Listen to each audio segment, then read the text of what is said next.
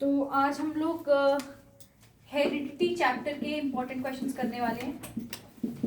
Please in questions को note करते रहना, पेपर इसमें से ही आएगा, इन्हीं टॉपिक्स में से आएगा। जो क्वेश्चंस कॉन्सेप्ट लेवाई हूँ वही घूम फिर के तुमसे पूछे जाएंगे बार बार, ठीक है? तो आप इसको अच्छे से तैयार करना। पहला क्वेश्चन लिखना,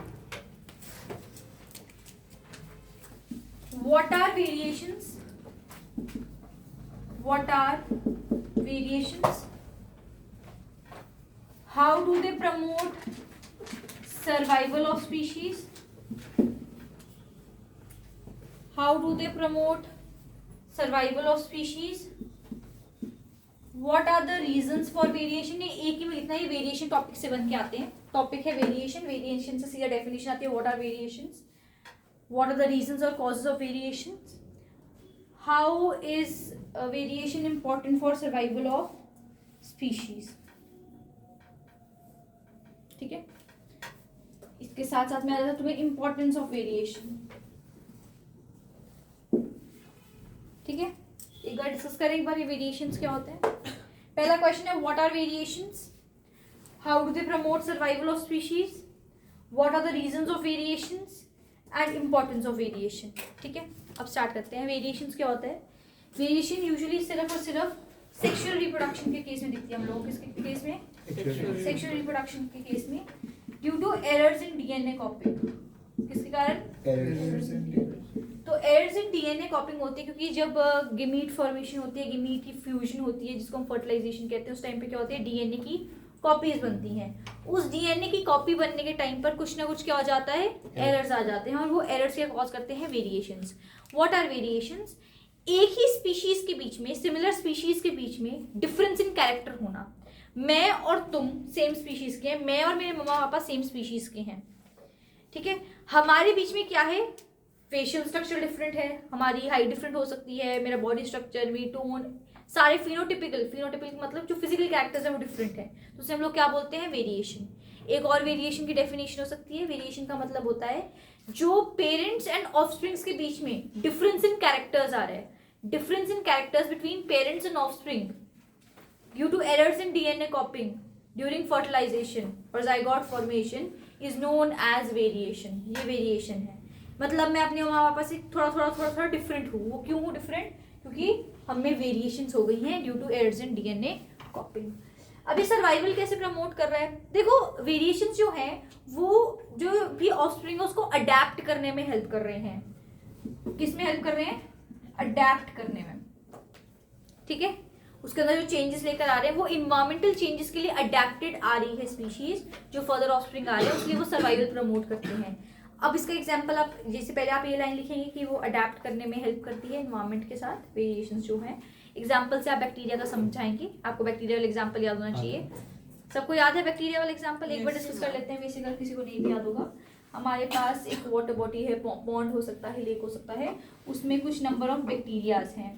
उन बैक्टीरियाज में जो आपको मैं ब्लैक कलर के दिख रही हूँ, बिल्कुल जो उसमें ब्लैक कलर हो रखा है, उनमें क्या आ रखी है, वेरिएशन आ रखी है। उनमें क्या आ गई, वेरिएशन। कुछ ऐसा हुआ कि ग्लोबल वार्मिंग हुई, और ग्लोबल वार्मिंग के कारण क्या हुआ, टेम्परेचर जो था वो एकदम से इंक्रीज हो गया। तो सडन चेंज इन टेम्परेचर के लिए ये जो मैंने व्हाइट वाले बनाए जिनमें कलर नहीं हो रखा है, वो जो थे वो अडेप्टेड नहीं थे, उनमें वेरिएशंस नहीं थी, तो उनमें अडेप्टेशन भी नहीं थी। तो सर्वाइव कौन करे? जिनमें सिर्फ और सिर्फ वेरिएशंस आ रखी थी, वही बैक्टीरिया सर्वाइव करे। तो सर्वाइवल ऑफ द फिटेस्ट की फिनोमिना कहते हैं इसको।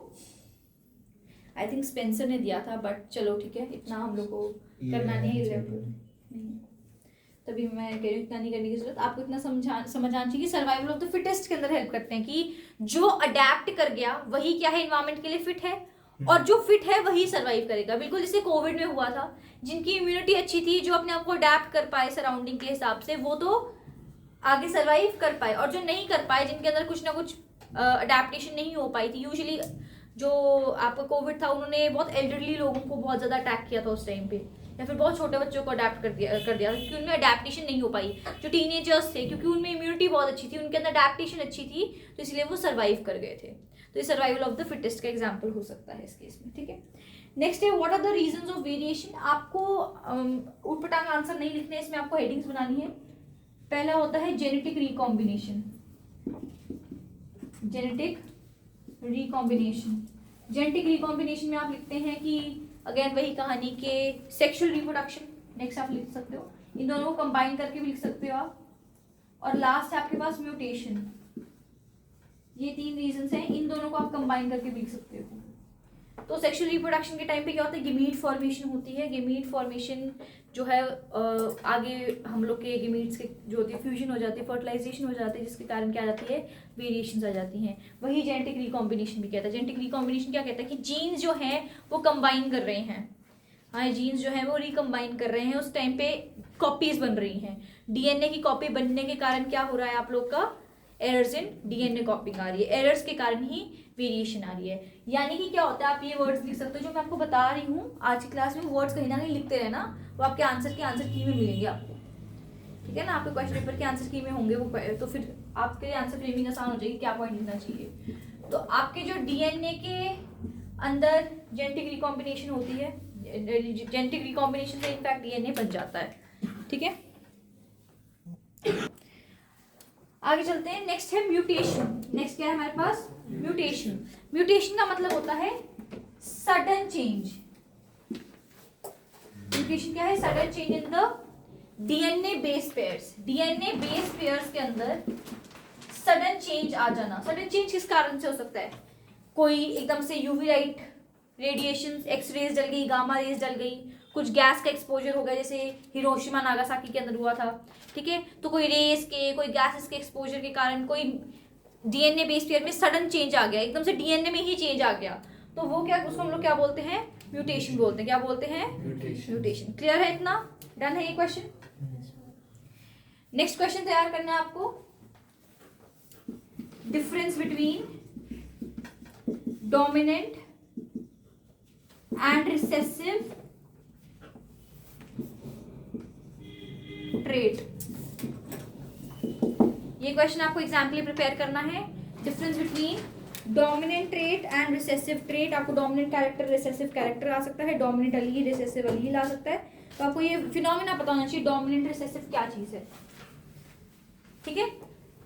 डोमिनेंट ट्रेट जो है वो एक ऐसी ट्रेट है जिसके अलील्स, अब ये कहानी समझो, ये 3 वर्ड समझना, वैसे तो आपको ये आते होंगे।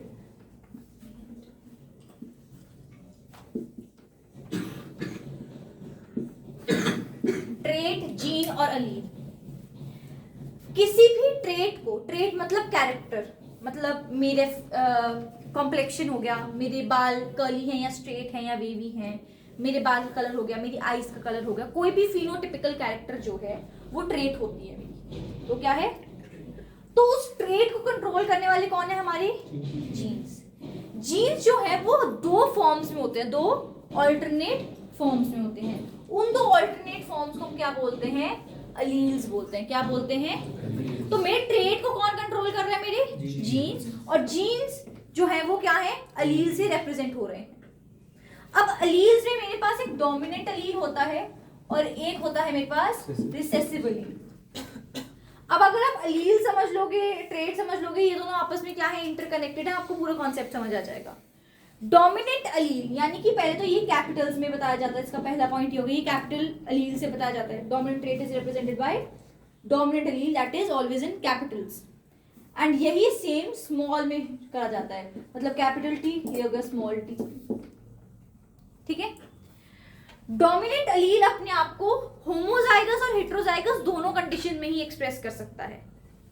It is going to represent itself both in homozygous and heterozygous condition. और अगर आपको एक सेकंड, और अगर किसी को भी लगता है कि उनके दिमाग में एकदम से इम्प्रिंट हो रहा है, या वो इतने अच्छे हैं कि वो घर जाके वो वीडियो देखने वाले हैं और फिर आंसर लिखने वाले हैं, तो उनकी गलत फहमी है। प्लीज साथ साथ में लिख लो, ऐसा मैं 2 से 3 बार कह चुकी हूँ, फिर भी आप मुझे देखते रहते हैं या कुछ करते रहते हैं, आपस में बात करते हैं, बट लिखते कुछ नहीं है। बोलो मैम, एलील साइड पे होमोजाइगस और हेटेरोजाइगस में है, मतलब डोमिनेंट और रिसेसिव ट्रेट साइड पे आना चाहिए शायद। क्या मतलब डोमिनेंट ट्रेट और रिसेसिव ट्रेट के वो होंगे ना 2 टाइप्स, एलील के तो होमोजाइगस और हेटेरोजाइगस होना चाहिए क्या, मतलब 2 नहीं, ये जो नहीं, जो अलील्स कॉम्बिनेशन बनाते हैं उसको हम लोग बोलते हैं होमोजाइगस हेटेरोजाइगस। वो कॉम्बिनेशन, अब जैसे ये डोमिनेंट अलील है और ये डोमिनेंट अलील आगे जब जीन्स की फॉर्म में लिखा जा सकता तो वो ऐसे लिखा जाएगा। तो ये होमोजाइगस है, ये हेटेरोजाइगस है, ठीक है।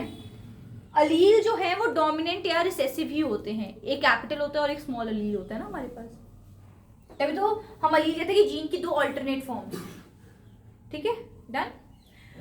तो डोमिनेंट जो है वो अपने आप को होमोजाइगस हेटेरोजाइगस दोनों में रिप्रेजेंट करेगा। होमोजाइगस का मतलब होता है दोनों लेटर्स सेम आ जाना, मतलब कैपिटल टी वाला कैसा होगा, टॉल होगा, पर कैपिटल टी स्मॉल टी वाला भी ऐसा होगा, टॉल ही होगा। पर रिसेसिव ट्रेट जो है वो अपने आप को सिर्फ और सिर्फ होमोजाइगस कंडीशन में ही एक्सप्रेस कर पाती है, यानी कि कैपिटल टी स्मॉल टी क्या होगा, टॉल, कैपिटल टी क्या होगा, टॉल, स्मॉल टी क्या होगा, स्मॉल होगा, ठीक है। ये डॉफ या फिर स्मॉल होगा अगर मैंने स्मॉल टी लिखा, ठीक है। अब आपको एक पॉइंट और मिल सकता है इसके अंदर, जो डोमिनेंट अलील है वो रिसेसिव अलील के कैरेक्टर को मास्क करता है। द डोमिनेंट अलील मास्क, लिख लो भाई, डोमिनेंसी है। बट तुम्हें लिखना है ना, 4 से 5 पॉइंट याद करोगे तभी वहां पे 3 याद रहते हैं तुम्हें। The dominant Aleel mask the expression of the recessive Aleel. Mask मतलब कि उसको कवर कर देता है, वो स्मॉल टी वाले को रिप्रेजेंट करने ही नहीं देगा अपनी बात। और रिसेसिव अलील के अंदर या रिसेसिव ट्रेट में लिख लो, the recessive allele is usually masked by the dominant allele, या फिर masked in the presence of dominant allele. वो मास्क करता है और वो मास्क हो जाता है, ठीक है। और एक एक एग्जांपल आप कवर कर सकते हैं इसके अंदर। हो गया वाला क्वेश्चन? Hello,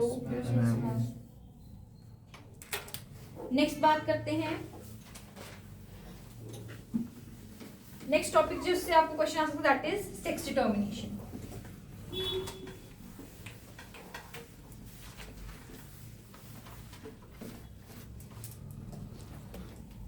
sex determination.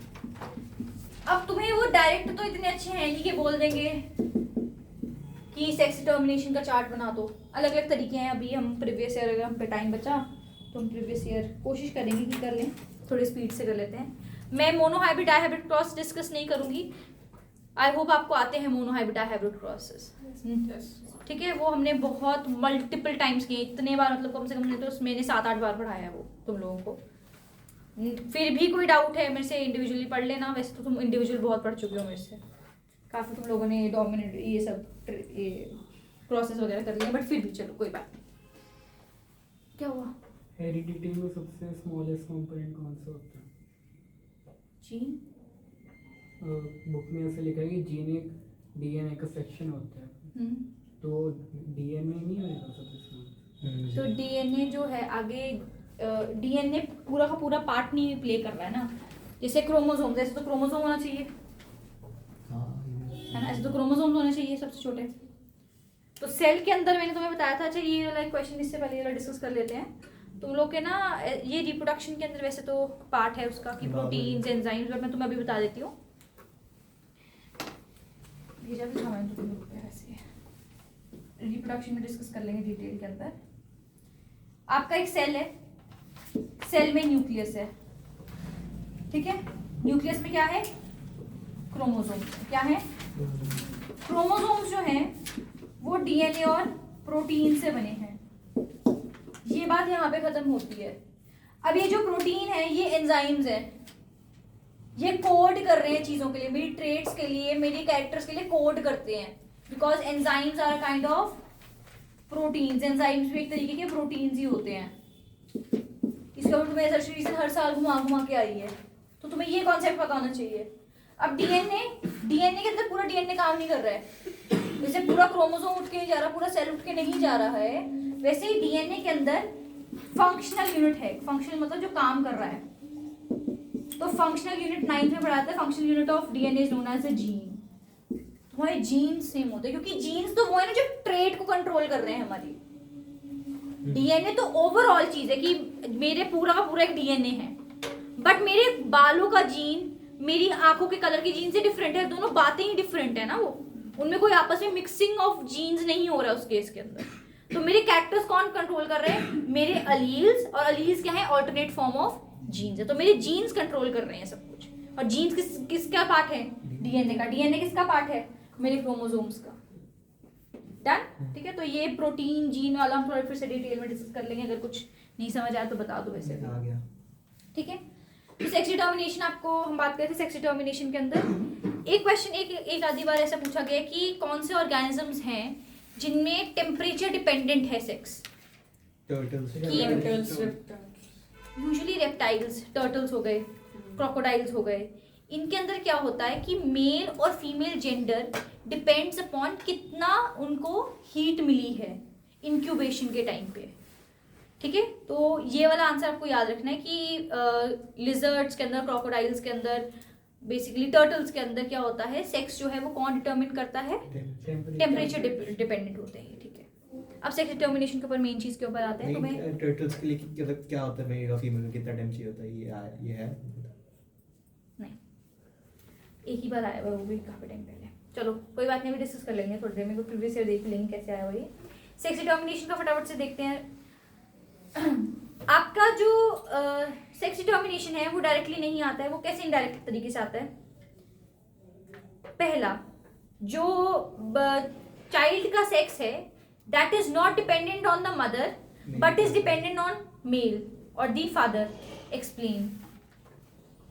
इसमें तो वो दो ठीक है। चार्ट्स बने हैं। तो उसके अंदर आपको एक चार्ट बनाकर दिखा देना है, वही जो मैंने एक्स वाई वाला समझाया है। किसी को जरूरत है मैं वो एक्सप्लेन कर दूं? नहीं। बता ही देती हूँ यार, कोई बात तो आता है। पेरेंट में फीमेल है और मेल है। ठीक है। फीमेल क्या है? मेल क्या है? तो इसके पास क्या रहेगा? एग होगा यहाँ पे। और ये क्या है? स्पर्म। गेमीट्स हैं ये इनके। ये हमेशा क्या कंट्रीब्यूट करेगी? एक्स ही कंट्रीब्यूट करेगी।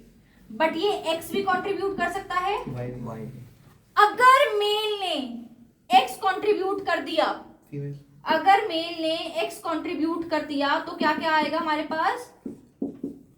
फीमेल बन जाएगी। क्या बनेगी?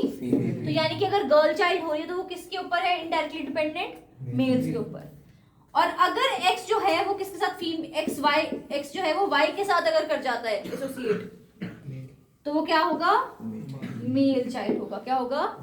ऐसा एक क्वेश्चन आया हुआ था तुम लोगों को कि जो सोसाइटी है वो विमेन को कहती है कि विमेन जो है वो रिस्पॉन्सिबल है, बट एक्चुअल में तो ऐसा होता ही नहीं है। एक आपको ऐसा आता है कि sex of the child is just a matter of chance, कि प्रोबेबिलिटी 50% प्रोबेबिलिटी ऑफ मेल है, 50% प्रोबेबिलिटी इज ऑफ फीमेल। तो ये 50% प्रोबेबिलिटी वाला क्वेश्चन हो गया, 50% चांसेस वाला, just a matter of chance. ठीक है। या फिर आपको इस तरह का क्वेश्चन आ गया कि मेल डिपेंडेंट है, फीमेल डिपेंडेंट नहीं है, मदर को कुछ नहीं कहना चाहिए। तो वो सब कहानी जो है वो किसके ऊपर है? इस सेक्स डिटर्मिनेशन के चार्ट के ऊपर है। और ये बहुत रेपिटेटिवली आया हुआ है। मैं भी आपको क्वेश्चंस रीड करूंगी। ठीक है। डन? पक्का आगे चल सकते हैं, कोई दिक्कत तो नहीं है? चलो ठीक है।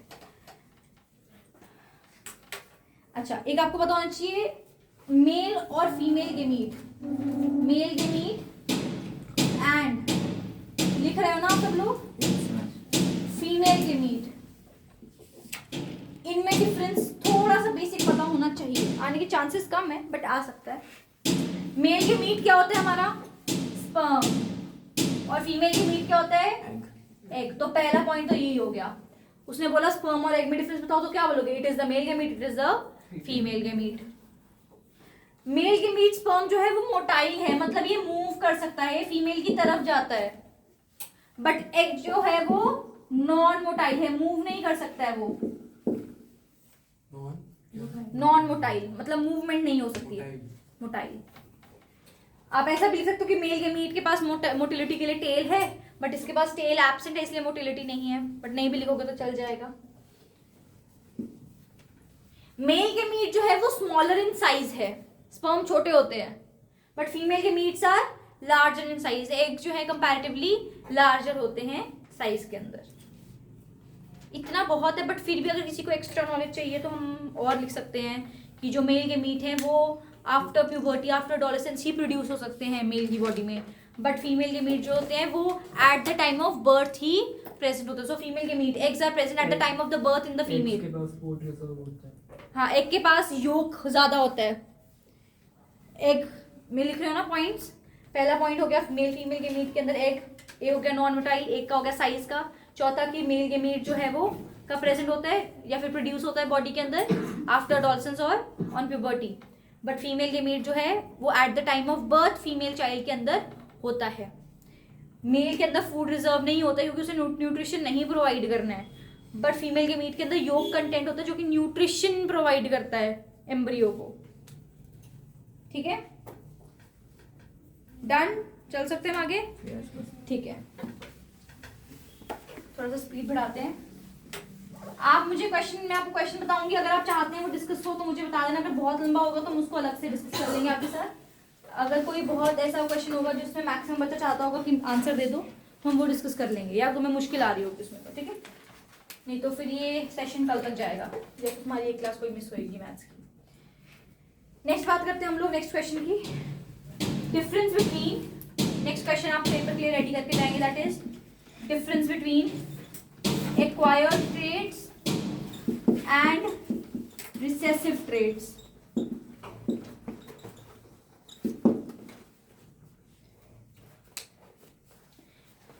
चलो देखते हैं. पॉइंट्स आप लोग डिस्कस करवाएंगे. मुझे 3-4 पॉइंट इसके बता दीजिए फिर हम आगे फटाफट करते हैं. सो डिस्कशन करते हैं. एक्वायर्ड ट्रेट को एक पॉइंट बताओ. हैंड रेज करना. बताओ यशाना. does not take like any place in the DNA. तो ये डीएनए इसमें इन्वॉल्व नहीं होता है. एक्वायर्ड ट्रेट्स में डीएनए इन्वॉल्व नहीं होता है. बट रिसेसिव ट्रेट्स में इवॉल्व होता है. एक्वायर्ड और Recessive नहीं है, inherited. इनहेरिटेड होना चाहिए. सॉरी तो एक ये क्वेश्चन तैयार करना. I am so sorry. Acquired traits and inherited traits. Acquired traits और इनहेरिटेड ट्रेट्स में आपको डिफरेंस चाहिए. एक्वायर्ड ट्रेट जो है वो डीएनए इसके अंदर इन्वॉल्व होगा. बट इनहेरिटेड ट्रेट्स में, एक्वायर्ड ट्रेट्स में डीएनए इन्वॉल्व नहीं होगा एंड इनहेरिटेड ट्रेट्स में डीएनए इन्वॉल्व होगा. इसमें डीएनए में चेंजेस नहीं होते हैं. Cannot be passed on, can be passed on. हाँ, ये जो है वो आगे पास्ट टू नेक्स्ट जनरेशन नहीं हो सकता. Can not be pass down to the next generation. ये नेक्स्ट जनरेशन मतलब अगर मेरे में कोई कैरेक्टर है, अगर मेरी बॉडी बनी हुई है जिम वाली, तो मेरे आगे फ्यूचर चाइल्ड में होगी इसकी कोई गारंटी नहीं है. अगर मैं एक अच्छी सिंगर हूँ तो मेरा फ्यूचर चाइल्ड भी अच्छा सिंगर है, इसमें कोई गारंटी नहीं है. डॉक्टर का बेटा डॉक्टर बन रहा है, इसकी कोई गारंटी नहीं है. बट ये जो है वो past generation to generation. Next बोलो भाई. Can be developed, cannot be developed. Very good. Acquired traits can be developed. अगर मुझे डांसिंग नहीं आती, मैं डांस क्लास जाऊंगी, प्रैक्टिस करूंगी, मैं उसे डेवलप कर पाऊंगी. But this can not be developed. अब मेरी आंखों का कलर कैसे भी कर लूँ, अनलेस अनटिल मैं वो लेंस वगैरह लगा लूँ, तो वो मैं परमानेंटली चेंज नहीं कर सकती हूँ. ठीक है, और कुछ तो बताओ. कुछ गेमीट से रिलेटेड याद आ रहा हो, मैंने बताया हो. इसमें गेमीट इन्वॉल्व होंगे चलो डीएनए में बट इसको स्पेसिफिक पॉइंट बनाने के लिए, एनहांसमेंट के लिए, आंसर के लिए. गेमीट्स में ये नहीं होते. हो सकते हैं गेमीट्स में तो होंगे. वेरिएशन का पॉइंट है. वेरिएशन का एक में वेरिएशन होती है, एक में वेरिएशन नहीं होती. वेरिएशन का नहीं आ सकता. वो तो एक्वायर्ड मेरे बच्चों में नहीं है तो उनमें वेरिएशन ही है. एक्वायर्ड में, इनहेरिटेड में वेरिएशन आ जाएगी, वो डीएनए में है. आपको कोई बता रहा बोलो और बोलो, जल्दी बोलो. Next Example. चलो एग्जांपल दे देते हैं. है. बोलो भैया. कॉपिंग इन्वॉल्व होती है इसमें. हाँ, इसमें नहीं होगी, इसमें होगी. जिसमें डीएनए है उसमें डीएनए कॉपिंग भी होगी. तो एक्वायर्ड ट्रेट्स जो है इसका एग्जांपल कोई बताएगा. म्यूटेशन वेरिएशन एंगर इश्यूज हो गए. क्या बोल रहे, एक सेकंड बोलो. वेरिएशन लिख सकते हैं इसमें. वेरिएशन देखो, आप इनहेरिटेड में वेरिएशंस आएंगी ठीक है, बट एक्वायर्ड में भी तो वेरिएशन है ही है ना. अब मेरे को, मैं एक डॉक्टर हूँ पर मेरा बच्चा डॉक्टर नहीं है वेरिएशन. तो वो वेरिएशन है. मेरी हैंड राइटिंग अच्छी है, उसकी नहीं अच्छी है, वेरिएशन है. तो वेरिएशन मतलब चेंज है. ठीक है, एग्जाम्पल आपके लिए कुछ भी हो सकता है. कोई भी एंगर इश्यूज हो सकते हैं, हैंड राइटिंग हो सकती है, डांसिंग हो सकती है. कोई भी स्किल जो है वो एक्वायर्ड ट्रेट के अंदर आती है. मसल बिल्डिंग हो सकती है. ठीक है, एग्जाम्पल मसल बिल्डिंग. कोई बताओगे इनहेरिटेड ट्रेट्स. आई कलर, हाइट, स्किन कलर. ठीक है, ये सारे हो गए. डन. चलें आगे. अब कोई दिक्कत.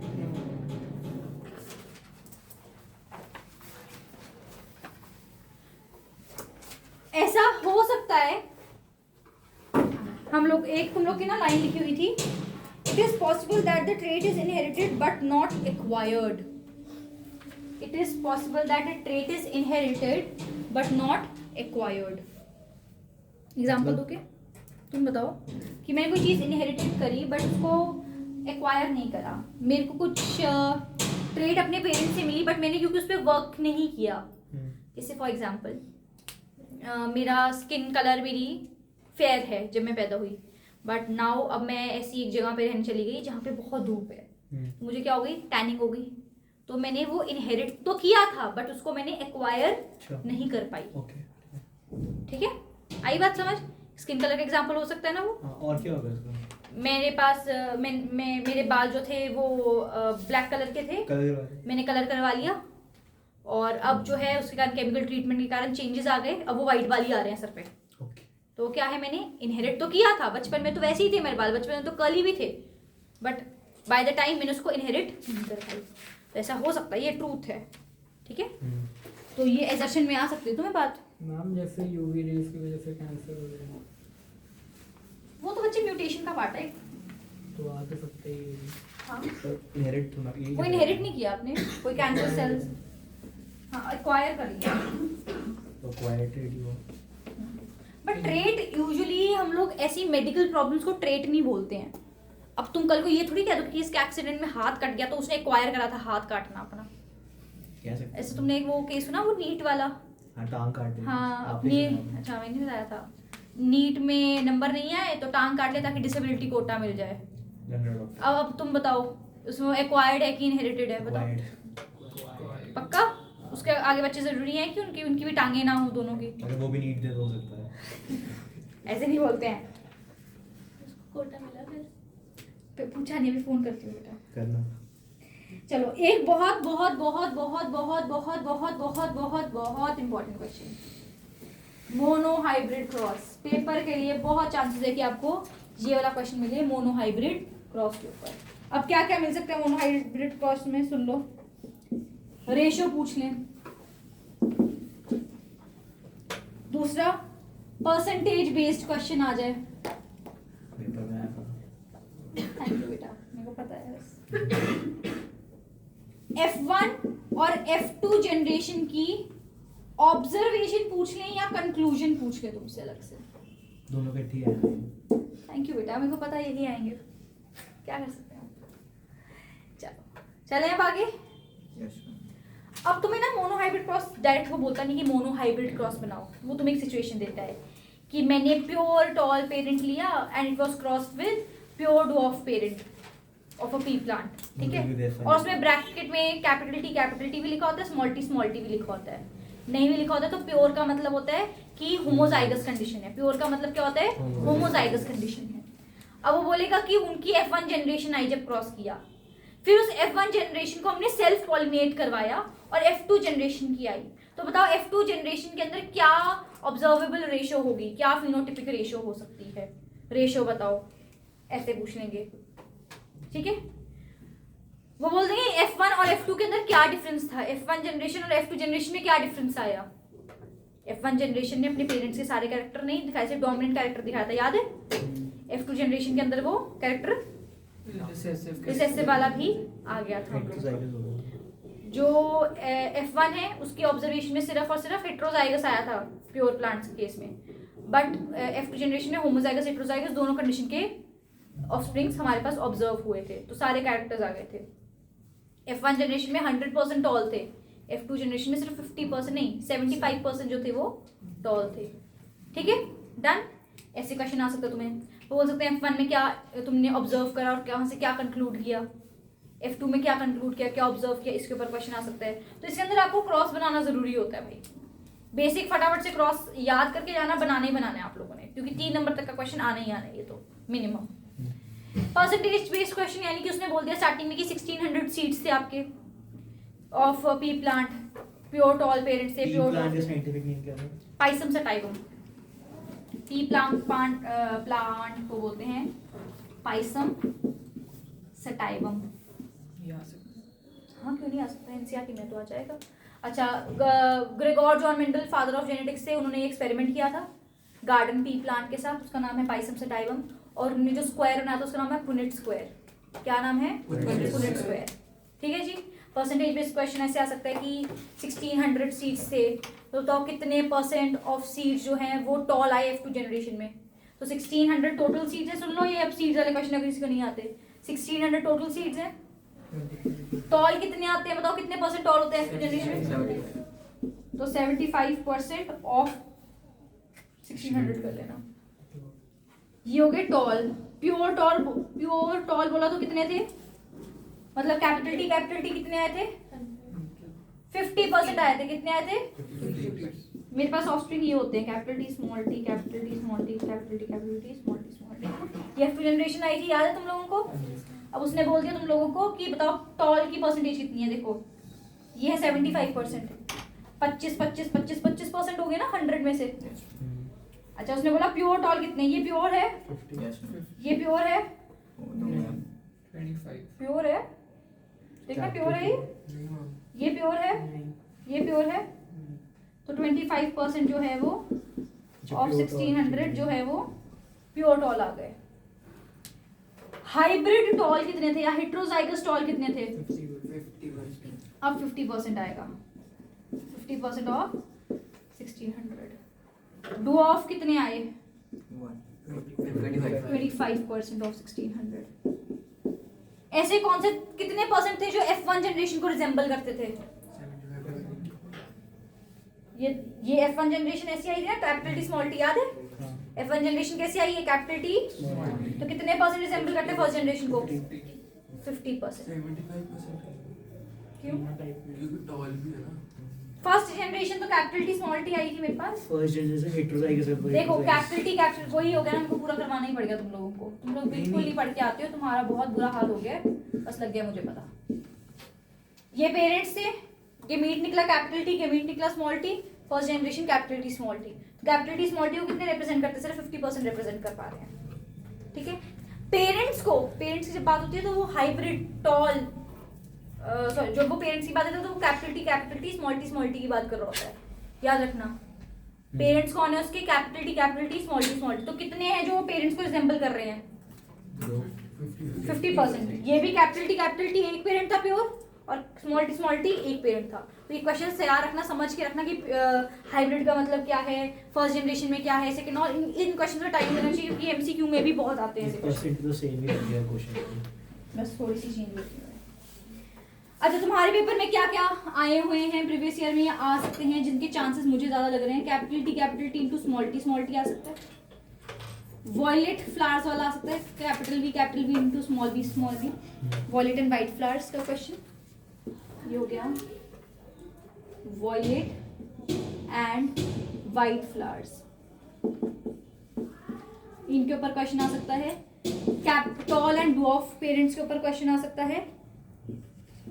ग्रीन स्टेम्ड टमेटोज वाला क्वेश्चन आता है पेपर के अंदर, ग्रीन स्टेम्ड टमेटोज, तो ग्रीन वाले के लिए आ सकता है कैपिटल जी इनटू स्मॉल जी। यूजुअली आपको ये पेरेंट्स गिवन होते हैं ब्रैकेट में, बट नहीं भी हो तो आपको एक क्वेश्चन तैयार कर लेना, 7 कॉन्ट्रास्टिंग कैरेक्टर्स, उनका चार्ट पढ़ जाना 7 कॉन्ट्रास्टिंग कैरेक्टर्स का। 7 कॉन्ट्रास्टिंग कैरेक्टर्स में आपको ये पता होगा कि कौन सा डोमिनेंट है, कौन सा रिसेसिव है। जैसे मैंने फ्लावर पोजीशन बोला, फ्लावर पोजीशन क्या होती है? उसने बोला कि फ्लावर पोजीशन में एक पेरेंट जो था वो प्योर डोमिनेंट था और एक जो था प्योर रिसेसिव था। बताओ F1 जनरेशन कैसी है? अब अगर तुम्हें यही नहीं पता कि फ्लावर की पोजीशन क्या क्या होती है, एक्सियल एंड टर्मिनल, तो 2 पोजीशन होती हैं, एक्सियल एंड, दोनों में से डोमिनेंट कौन सी होती है, रिसेसिव कौन सी होती है? एक्सियल जो होती है वो डोमिनेंट कंडीशन होती है। तो तुम्हें पता होना चाहिए कि एक्सियल टर्मिनल का ग्राफ कैसे बनाना है, ये क्रॉस कैसे बनाना है आप लोगों को। तो जब तक आपको ट्रेड्स नहीं पता, आपको डोमिनेंट रिसेसिव नहीं पता, तो आप ये वाले क्वेश्चन नहीं कर पाओगे फिर उस टाइम। चांसेस कम होते हैं इतना इनडायरेक्ट क्वेश्चन के, बट आप रेडी रहो, ठीक है। एक बार F1 और F2 जनरेशन की डेफिनेशन बता दो। It is F1 generation is the first filial generation, filial मतलब फर्स्ट, ये फर्स्ट जनरेशन होती है जो ऑब्टेन हुई है हम लोगों को after crossing pure parent, after crossing parents जो भी आपको गिवन है उसके अंदर, ठीक है, क्योंकि पेरेंट्स चेंज हो सकते हैं आपके, ठीक है। और F2 जनरेशन वो है F2 generation is obtained after self pollinating the F1 generation. Parents को क्रॉस करने पे F1 जनरेशन आती है, पेरेंट्स को क्रॉस करने पे F1 जनरेशन आती है, पर F1 को सेल्फ पॉलिनेट करके हमारे पास F2 आ गया है। ठीक है, नेक्स्ट क्वेश्चन तैयार करना है, dihybrid cross. Next question क्या है तुम्हारे लिए, पेपर के लिए very important, dihybrid cross. अच्छा एक चीज और समझ लो, इसी के अंदर नोट्स में लिख लेना अपने जो भी बना रहे हो, आपको मोनो हाइब्रिड क्रॉस बनाना है जब वो आपको लॉ ऑफ डोमिनेंस का प्रूफ पूछ रहा है, जब वो पूछ रहा है कि जो डोमिनेंट अलील है होमोजाइगस हेटेरोजाइगस दोनों में अपने आप को एक्सप्रेस कर रहा है, एक्सप्लेन। ऐसा अगर क्वेश्चन आ रहा है जिसमें लॉ ऑफ डोमिनेंस एक्सप्लेन करनी है, सिर्फ उस केस में मोनो हाइब्रिड क्रॉस बनता है। मैं आपको बताऊंगी डाई हाइब्रिड कब बनता है, अभी रुको। नेक्स्ट है आपका डाई हाइब्रिड क्रॉस। मैंने अभी तक डाई हाइब्रिड क्रॉस सिर्फ राउंड येलो सीरीज वाला क्वेश्चन में ही देखा गया है, तो आप एक तैयार करेंगे डाई हाइब्रिड क्रॉस जिसके अंदर particularly R R Y Y and R R Y Y. आपको ये ऐसे भी आ सकते हैं, आपको ये ऐसे भी आ सकते हैं। मैम कोई फर्क पड़ेगा? बिल्कुल नहीं पड़ेगा फर्क। बताऊं कैसे? इसका लील क्या, इसके जो गेमीट्स होंगे वो कैपिटल आर स्मॉल वाई, इसका क्या होगा स्मॉल आर कैपिटल वाई, जुड़ के क्या बनेंगे capital R small R capital Y small Y. इसमें क्या बनेगा कैपिटल आर कैपिटल वाई, इसमें क्या बनेगा स्मॉल आर स्मॉल वाई, जुड़ के क्या बनेंगे capital R small R capital Y small Y. तो ये पेरेंट हो साथ में ये पेरेंट हो, कुछ भी हो, यही बन रहा है तुम्हारे पास first generation, capital R small R capital Y small Y. इसको अच्छे से विद कलर्स, किसका क्या कलर है, किसी क्या शेप है, उसको तैयार करना। ठीक है,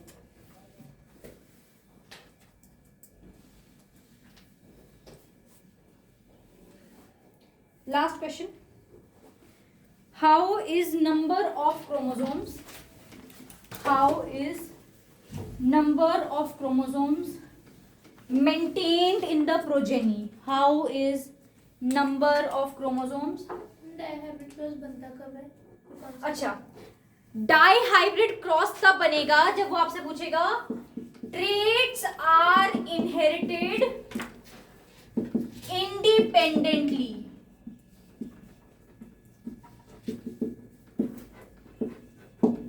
जब वो बोलेगा traits are inherited independently, explain, या फिर law of independent assortment, law of segregation, कुछ भी डोमिनेंस के अलावा पूछ लिया तो डाई हाइब्रिड क्रॉस बनाना है। कौन सा क्रॉस बनाना है? Die hybrid. पेपर में ये क्वेश्चन मैंने डाला था तुम लोगों को और मैक्सिमम ने मोनो हाइब्रिड बना दिया था। समझ के रखना, independent assortment inherited independently trait वाला क्वेश्चन डाई हाइब्रिड का केस है। ठीक है, डन है। और छोटी सी एक प्रेपरेशन कर देना कि उसको एक्सप्लेन कैसे करते हैं क्रॉस को। ऑल्दो आपका क्रॉस बहुत सेल्फ एक्सप्लेनेटरी होता है, बट अगर 4 नंबर में सीधा ये क्वेश्चन पूछ रहा है वो, या 3 नंबर में क्रॉस और 1 नंबर में पूछ रहा है एक्सप्लेनेशन, तो थोड़ी सी लिखनी आनी चाहिए। समझ लेना, याद मत करना इसको, समझ लेना। क्रॉस अच्छे से आना चाहिए, एप्लीकेशन ऑफ क्रॉस अच्छे से आने चाहिए। पूरे चांस है कि एप्लीकेशन ऑफ क्रॉस के ऊपर क्वेश्चन आ जाए। नेक्स्ट क्वेश्चन मैंने लास्ट आज का बताया है, how are number of chromosomes maintained in progeny, या फिर how equal contribution of male and female parent is ensured in the offspring.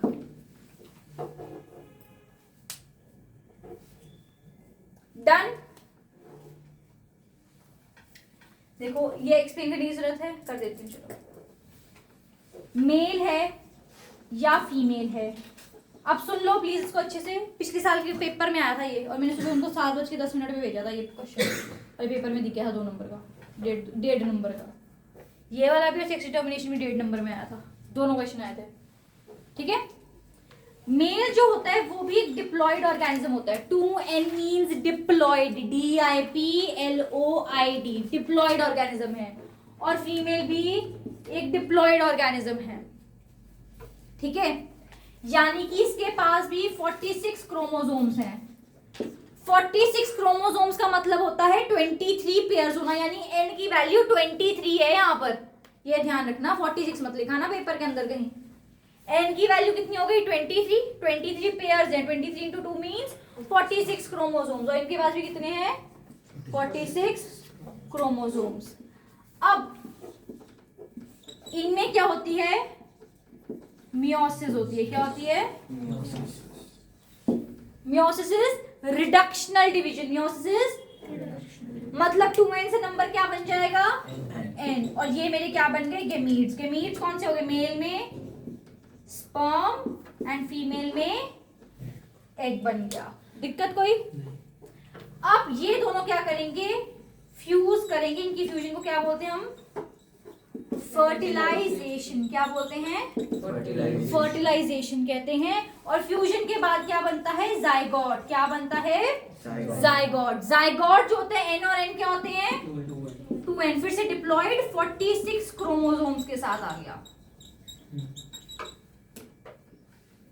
ठीक है, और जाइगोट से आगे एम्ब्रियो बनता है, और एम्ब्रियो से आगे पूरा चाइल्ड जो है वो डेवलप होता है। तो हमने आगे लिखना जरूरी है, एम्ब्रियो वगैरह बनता है या जाइगोट खत्म? नहीं, एम्ब्रियो तक करते ना, लिखते ना।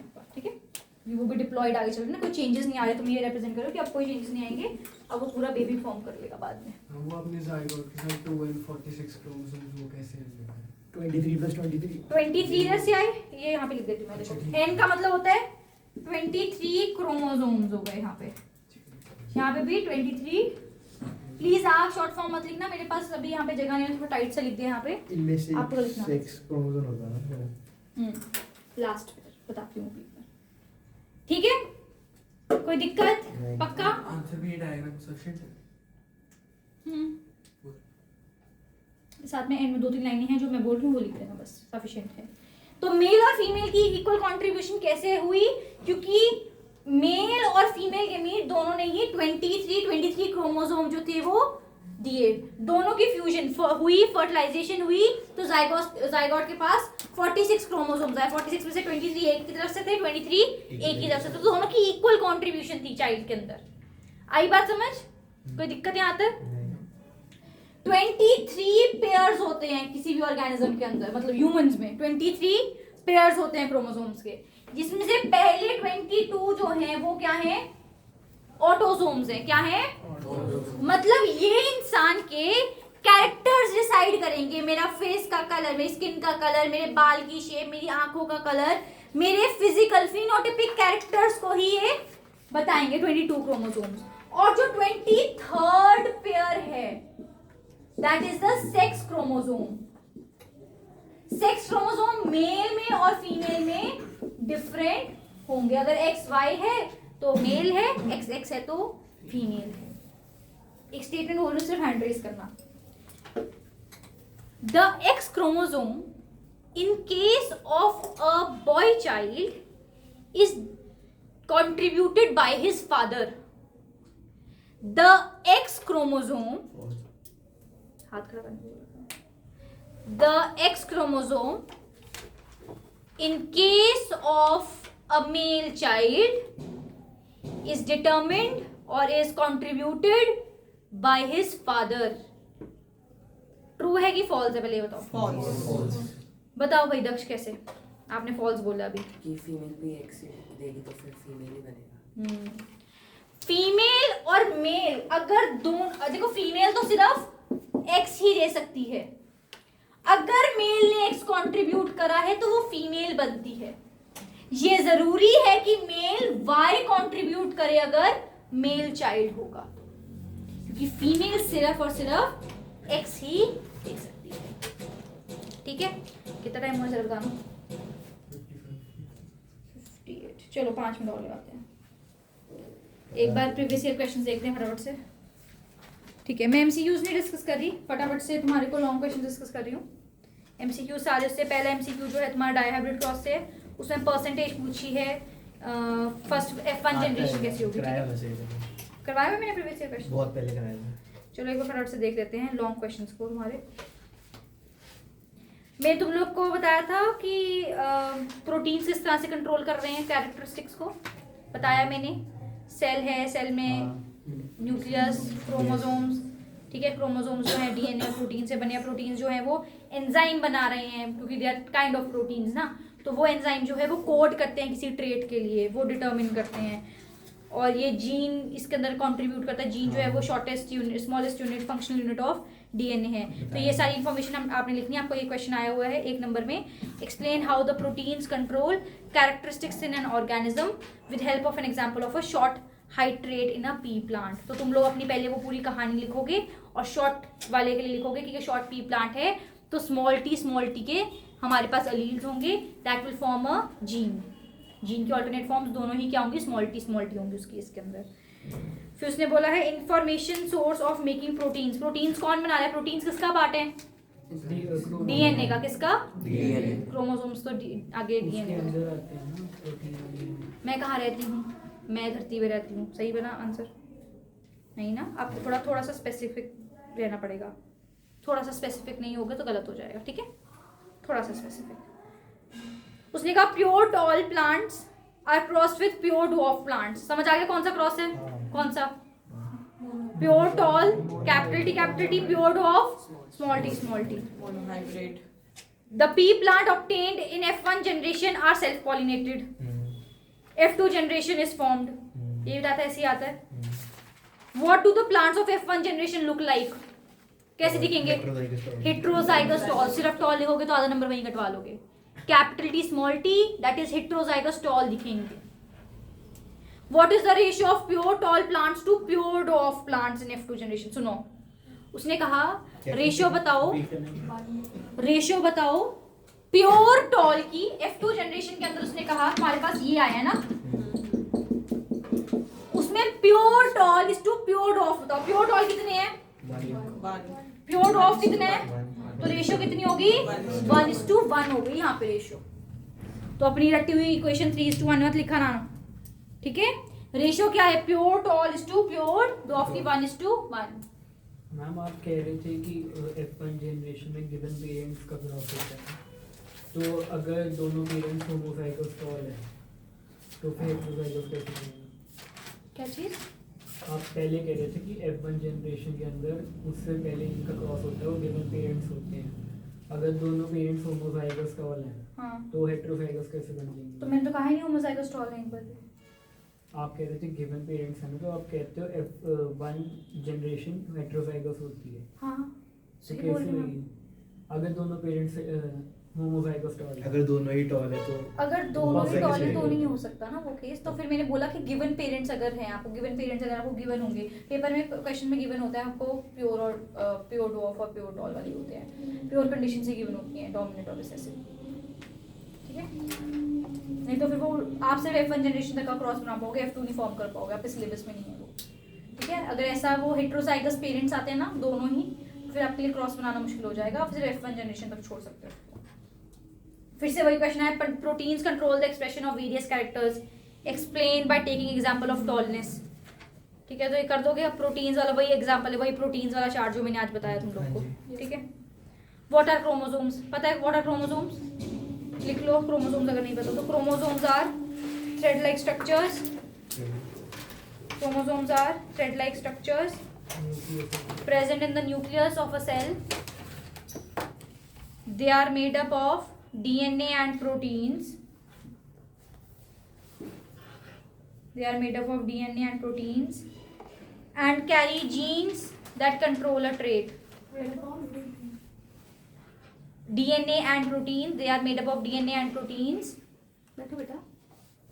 They are made up of DNA and proteins and carry genes that control a trait और character.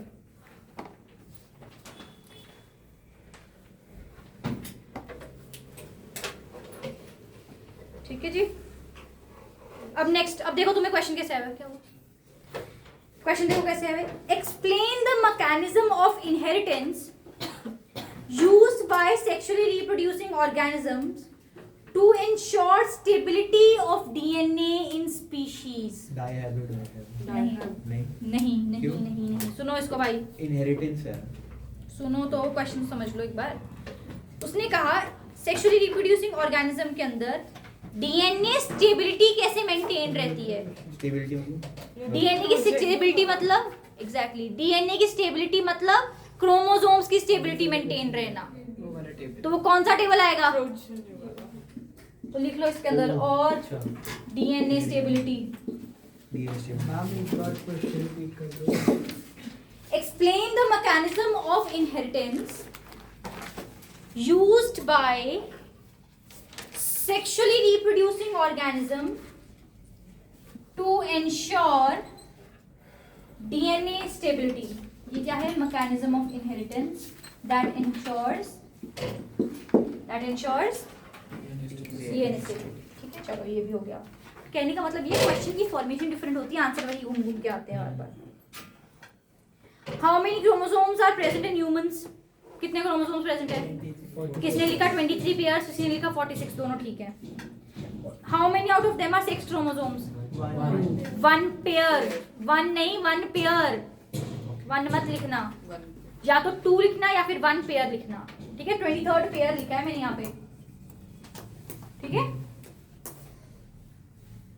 Explain how in sexually reproducing organisms number of chromosomes in progeny is maintained.